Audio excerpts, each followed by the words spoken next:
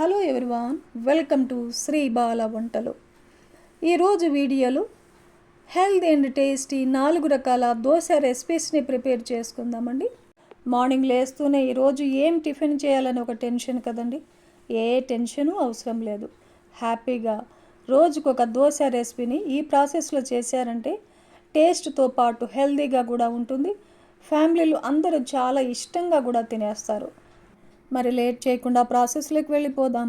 4 రకాల దోశ రెసిపీస్లో మన first dosa recipe సొరకాయతో dosa రెసిపీని ఎలా ప్రిపేర్ చేసుకోవాలి అన్నది ప్రాసెస్లో చూసేద్దాం. ఒక బౌల్ పెట్టేసుకొని 1 గ్లాస్ రైస్ వేస్తున్నాను. అదే గ్లాస్తో సగం గ్లాసు మినపగుళ్ళు వేసుకోవాలి. ఒక ½ టేబుల్ స్పూన్ మెంతులను కూడా వేసుకొని ఒక 2-3 సార్లు నీట్గా కడిగేసుకోవాలి. డ్రింకింగ్ వాటర్ వేసి 3 గంటల పాటు నానబెట్టేసుకుందాం. 3 గంటల తర్వాత మూత తీసి చూసామంటే బియ్యము మినపగుళ్ళు అన్నీ కూడా చాలా బాగా నానిపోయాయి. సొరకాయ దోశకి ఫస్ట్ సొరకాయని శుభ్రంగా కడిగేసుకోవాలి. ఇలా లేతగా ఉన్న సొరకాయని తీసుకొని ఇందులో నుంచి సగం సొరకాయని తీసుకుంటున్నాం. సొరకాయలో ఏమైనా విత్తనాలు ఉంటే తీసేసి పైన స్కిన్ కూడా తీసేసి చిన్న చిన్న పీసెస్గా కట్ చేసుకోవాలి.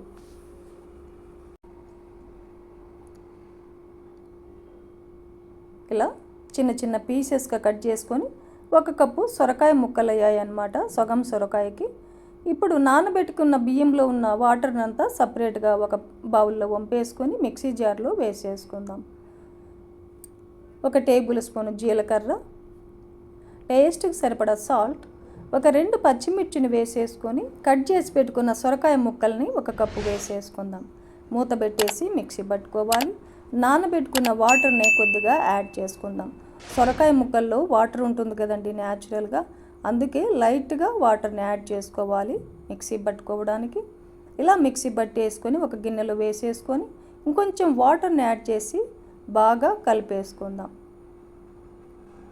బ్యాటర్ కన్సిస్టెన్సీ ఇలా ఉండాలండి.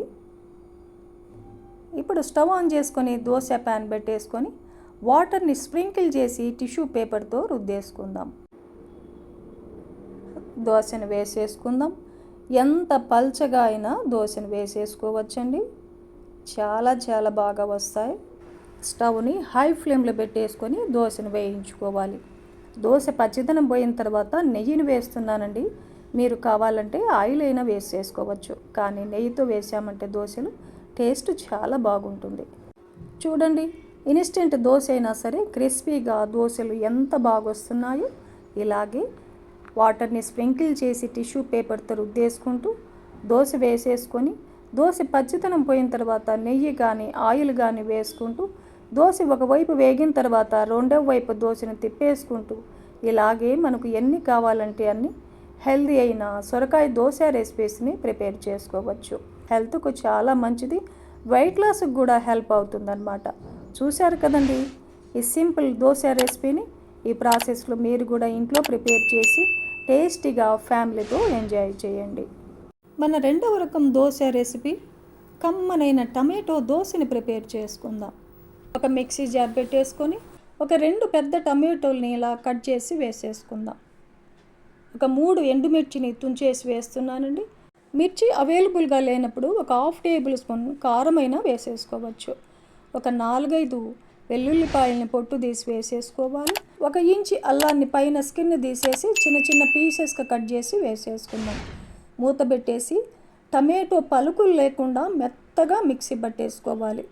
చూడండి, ఇలా మెత్తగా మిక్సీ పట్టేసుకోవాలి. ఇప్పుడు 1 కప్పు బాంబే రవ్వ, సూజీ రవ్వ అంటాం కదా, 1 కప్పు బాంబే రవ్వను వేసేసుకొని అదే కప్పుకి 1/4 కప్పు గోధుమ పిండిని వేస్తున్నాను. బైండింగ్ కోసం గోధుమ పిండి వేసుకోవాలి. 1/2 కప్పు వాటర్ని యాడ్ చేసుకొని మూత పెట్టేసి మెత్తగా మిక్సీ పట్టేసుకోవాలి. చూడండి, ఇలా మెత్తగా మిక్సీ పట్టేసుకొని ఒక మిక్సింగ్ బౌల్లో తీసేసుకుందాం.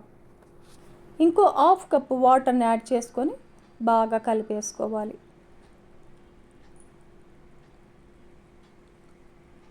ఇలా మొత్తం కలిసేలాగా కలిపేసుకొని మూత పెట్టేసి ఒక 15 నిమిషాల పాటు రెస్ట్ ఇచ్చేద్దాం.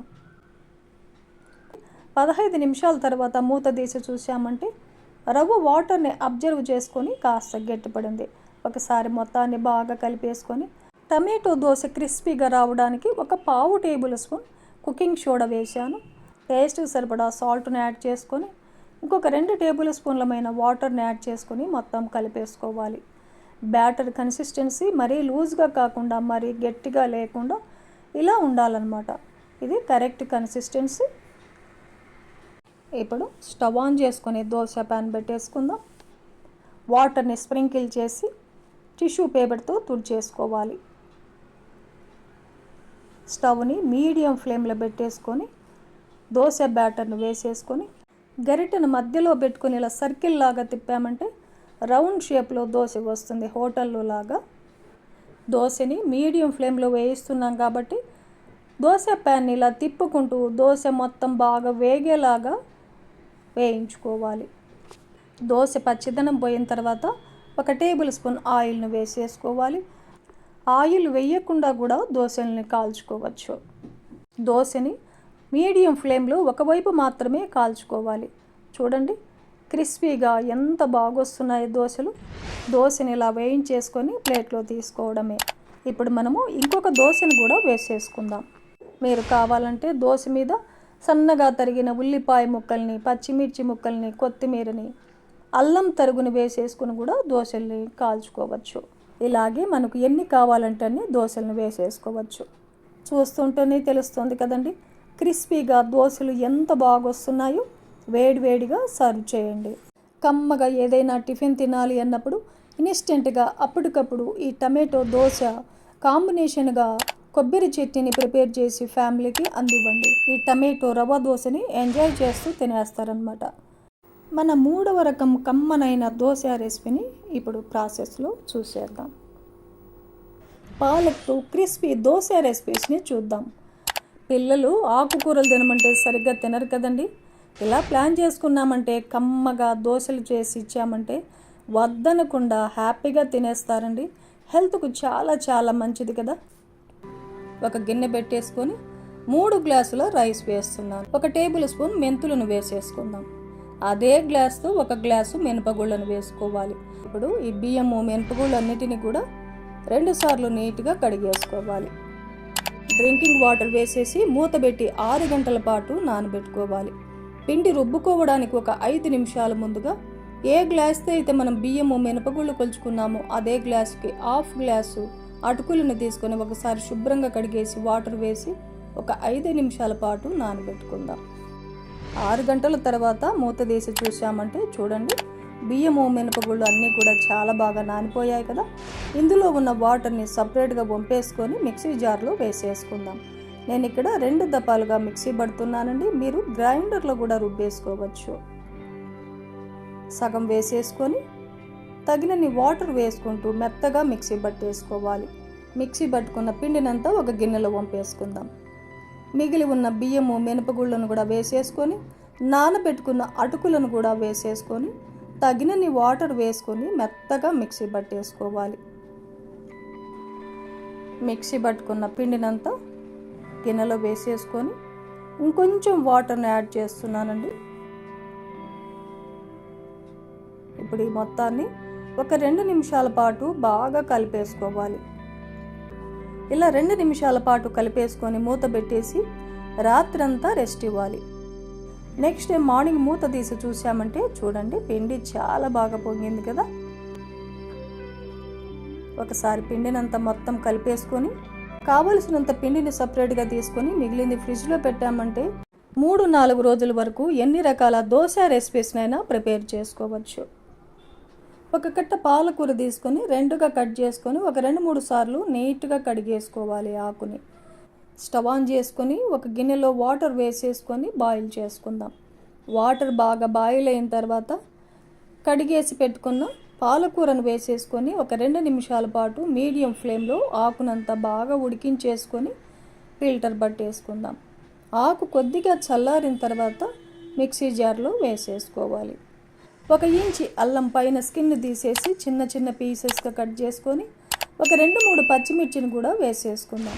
ఒక 1/2 టేబుల్ స్పూన్ జీలకర్ర వేసేసుకొని మెత్తగా మిక్సీ పట్టేసుకొని దోశ బ్యాటర్లో కలిపేసుకోవాలి.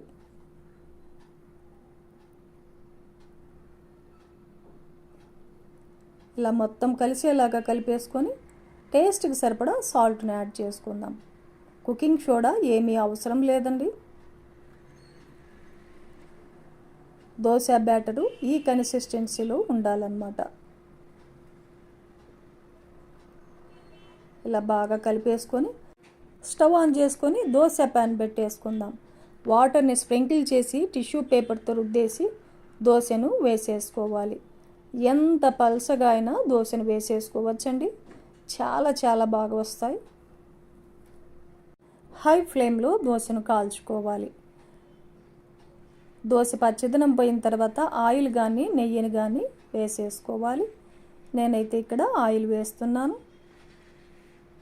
దోశ ఒకవైపు వేగిన తర్వాత రెండవ వైపు కూడా దోశని తిప్పేసుకుందాం. చూడండి క్రిస్పీగా ఎంత బాగా వస్తున్నాయో దోశలు. వావ్, సూపర్ కదా.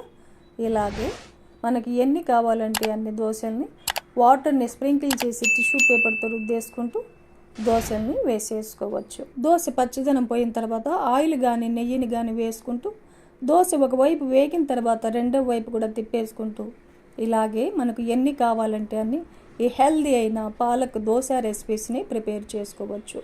క్రిస్పీగా కమ్మగా చాలా చాలా బాగుంటాయండి. పిల్లలు కూడా ఇష్టంగా వద్దనకుండా తినేస్తారు.